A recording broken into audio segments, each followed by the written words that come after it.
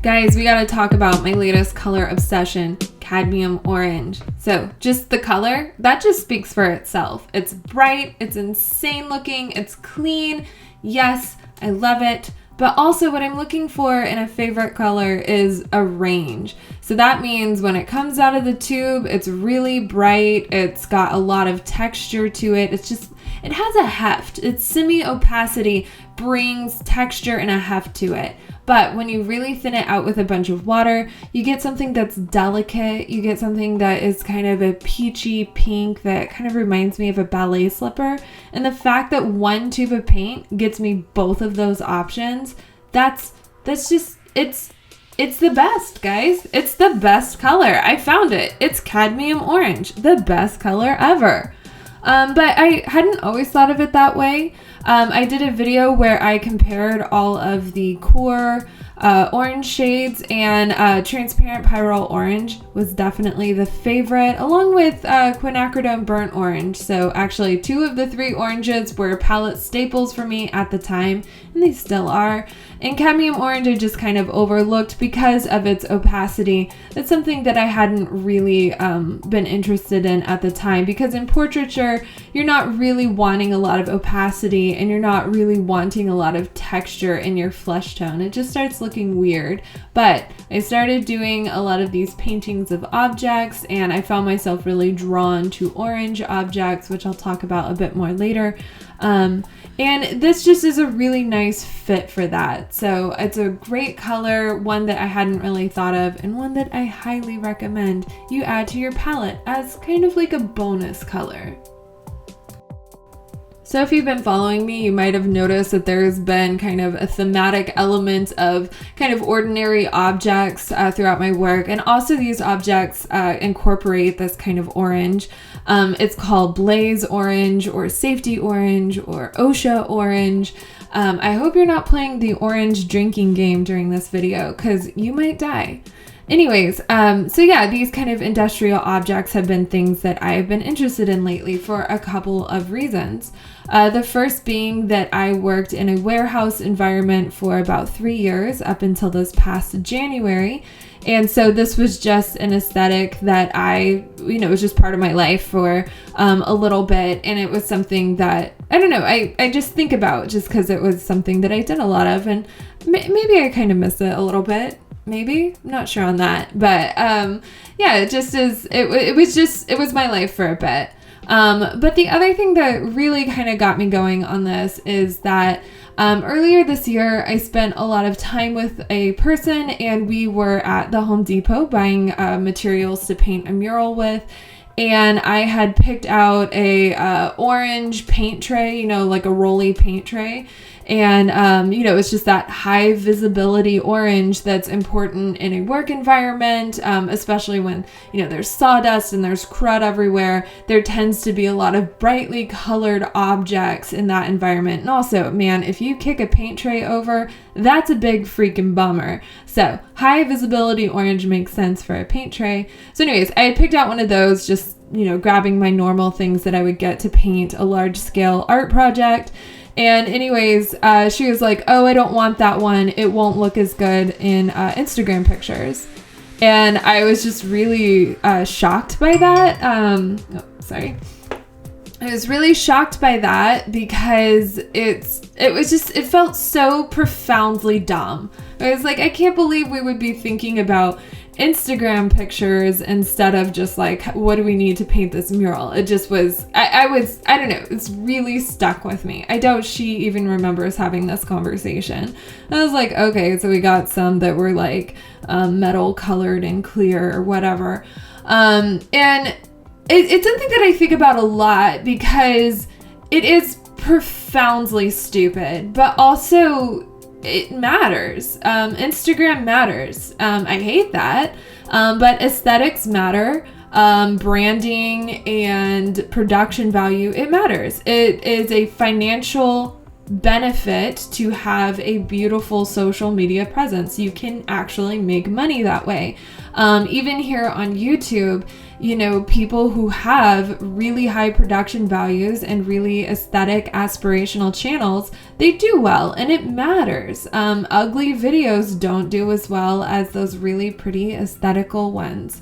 And like none of us are immune to it. I mean, there's definitely a channel I follow. I'm not really that into the art, but man, they're just really beautiful, calming videos. So, I mean, it's the whole deal. You know, people say don't hate the player, hate the game. Yeah, I really hate the game.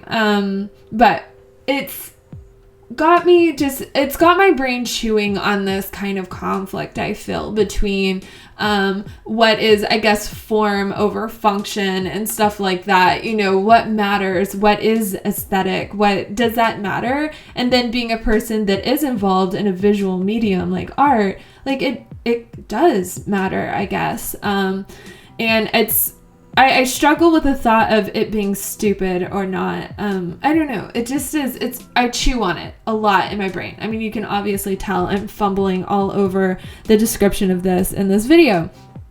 So anyways, I guess wanted to make kind of a giant middle finger to that by creating these paintings of objects that we would push aside for an Instagram post. You know, a extension cord, a bucket, a trash bag, a this or that. And that is interesting to me. This in particular, the safety vest, is more associated with a person because a person would wear a safety vest. And it's also this idea of the people that we push aside for our beautiful social media presence, something that I have witnessed supposedly very woke people, very like feminist leaning people in the art community, where it's like, it's really weird that you're so like into all of these social justice issues, but I also see the way that you treat store clerks and people who work more blue collar, more labor oriented work. I've seen the way that those people are treated by these people, and yeah, it's something I think about a lot. It's something that I kind of stew on. It's something that I think about also as a person that is, you know, into, and I don't want to get super political on this channel because it's not the purpose of this channel, but as a person who is, you know, liberal and beyond that, left and all of that, I see people who are somewhat elitist and are somewhat not concerned with the kind of situation, the labor conditions, and don't care about people who are working these kind of lower paying jobs and stuff like that. You know, I think even about Amazon, in the Amazon warehouses, they wear these high visibility vests, you know, in a lot of, you know, industrial environments, you're wearing those. And it's just the people that get left behind. And I guess we do think a lot about Amazon workers. It's been a lot in the news and all of that. I don't know. I think there's just a lot here. You know, you look at it and you're like, it's just a vest. It's a painting of a vest. Why should I care? But I think that there's a lot of baggage in this high visibility vest and all of these objects. You know, when I say I don't want to be political on my channel, I really don't, because I don't want to have that discussion in the comments. But everything is political. You know, the way this vest was manufactured, the fact that I did order it off of Amazon and it was delivered to me, you know, and like the person who put this in a box to ship it to me was wearing this very vest. It's weird. It's also like, wow, you bought that on Amazon. But then it's also like, I don't know, we buy everything on Amazon. Like, we all exist in the system. Like, I don't even know. There's just so much in this freaking vest, guys. Like, everything, even the trash bag painting, just the way we deal with our garbage, the extension cord, the way we're using power, it's everything. All of these little objects have so much packed into it that it's even hard to wrap your head around. And honestly, you really can't. You cannot exist as a person that functions in society, who does things, accomplishes things, helps people, while also taking into the account every single just object that we interact with, and the politics and the labor and the human that was behind every single thing that we deal with in our lives. I don't know. It's just interesting. That's what I've been thinking about a lot lately. And so when I am depicting these objects, I'm like really thinking about them. And I hope that the act of painting them and creating content around them also inspires you to think about those things as well. And think about, I don't know, I guess where we are, you know, what we're doing. It's interesting. We live in an interesting world. There's a lot, guys. I guess that's all I have to say about it. It's so like the whole art process, right? There's some things are more conceptual than others. I've done a couple paintings lately that haven't had a high concept behind them. And I feel that concepts can be very soupy. I feel like I use that word a lot when I talk about creativity. It's just all of these little thoughts are, you know, kind of bumping around in my brain like little chunks in a soup, and it's all stewing together. And I know at some point I'll sit down and I'll organize those thoughts into a project statement or something, probably when I'm required to do an art show with these. But yeah, I guess that's kind of my word vomit version of what I've been working on lately. And I'm sure everyone can, well, I don't know. I hope everyone can identify with this like brain soupiness of creativity and creative thought. I doubt I'm the only one, but it's hard to know because I'm not in anyone else's brain at the moment.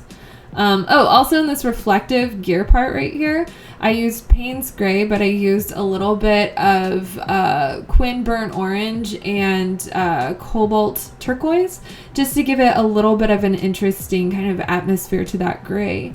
That's something also I've been thinking about is when things are a color, it's like, can we make that color a little bit more interesting? But then also knowing when is the time for an interesting color and when do you just need to be shading some stuff? So that's kind of a balance I've also been thinking about.